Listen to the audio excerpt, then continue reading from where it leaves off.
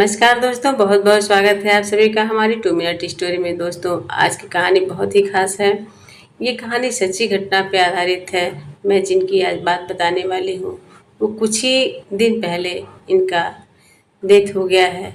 लेकिन ये महिला कौन थी, इन्होंने समाज में क्या क्या कार्य किया और मात्र 33 वर्ष की उम्र में कैसे अपने आप को इतना चर्चित किया, आज भी इनके लिए लोग आंसू बहा रहे हैं।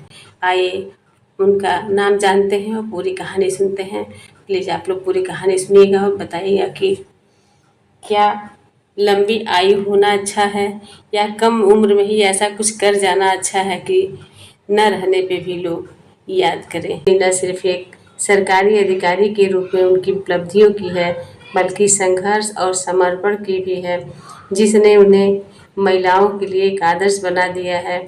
आइए छोटा सा परिचय जानते हैं प्रियंका बिश्नोई जी का। प्रियंका बिश्नोई जी के जीवन परिचय, शिक्षा, करियर और उनके असामयिक निधन की दुखद कहानी को आपसे विस्तार से बताने जा रही हूँ। आप लोग पूरी कहानी ध्यान से सुनिएगा। प्रियंका बिश्नोई जी राजस्थान के बीकानेर जिले की निवासी थी। उनका जन्म 8 अगस्त 1991 को बीकानेर के नोखा क्षेत्र में हुआ था। उनका परिवार बिश्नोई समाज से आता है, जो पर्यावरण और समाज सेवा के लिए जाना जाता है।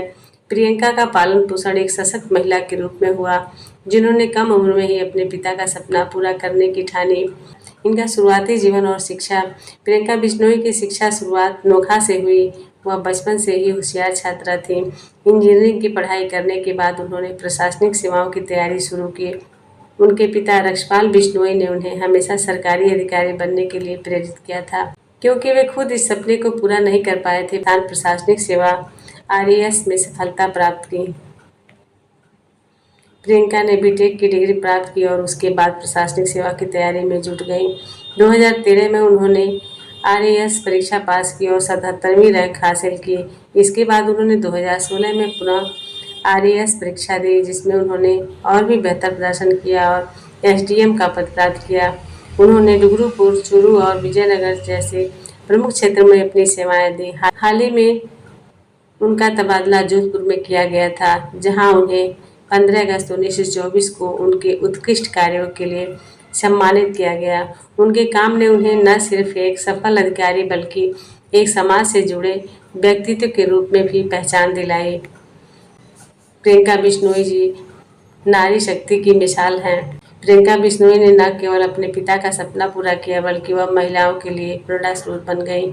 एक पुरुष प्रधान समाज में उन्होंने यह दिखा दिया कि कड़ी मेहनत, दृढ़ संकल्प और समर्पण से कोई भी लक्ष्य हासिल किया जा सकता है। उनका जीवन संदेश था कि महिलाएं किसी भी क्षेत्र में सफलता हासिल कर सकती हैं, यदि उन्हें सही दिशा और प्रोत्साहन मिले। प्रियंका का विवाह विक्रम सिंह से हुआ था, जो राजस्थान के आबकारी विभाग में इंस्पेक्टर पद पे हैं। शादी के बाद भी प्रियंका जी ने अपने करियर में निरंतर आगे बढ़ते हुए अपने पति और परिवार का समर्थन प्राप्त किया।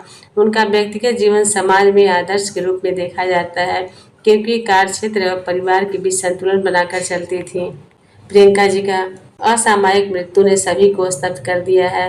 वह कुछ समय से पेट की बीमारी से जूझ रहे थे, जिसके इलाज के लिए उन्हें जोधपुर में वसुंधरा हॉस्पिटल में भर्ती कराया गया। स्थिति बिगड़ने के बाद उन्हें अहमदाबाद के CIMS अस्पताल में रेफर किया गया। प्रियंका जी के ऑपरेशन के दौरान ज़्यादा हालत बिगड़ गई, वह कोमा में चली गई, अतः ब्रेन डेड हो गई। यह घटना पूरे राजस्थान को झकझोर रख दिया। 18 सितंबर 1924 को उनका निधन हो गया। प्रियंका ने अपनी मेहनत से कई महत्वपूर्ण पदों को प्राप्त किया। उनकी सबसे बड़ी उपलब्धि यह थी कि उन्होंने अपनी मेहनत से अपने पिता का सपना पूरा किया और समाज में एक उदाहरण प्रस्तुत किया। वह महिला सशक्तिकरण की प्रतीक बन गए, जिन्होंने अन्य महिलाओं को सरकारी सेवाओं में आने के लिए प्रेरित किया। दोस्तों, ये थी प्रियंका जी की कहानी। आज की कहानी का निष्कर्ष क्या निकला? प्रियंका बिश्नोई जी का जीवन एक उदाहरण है।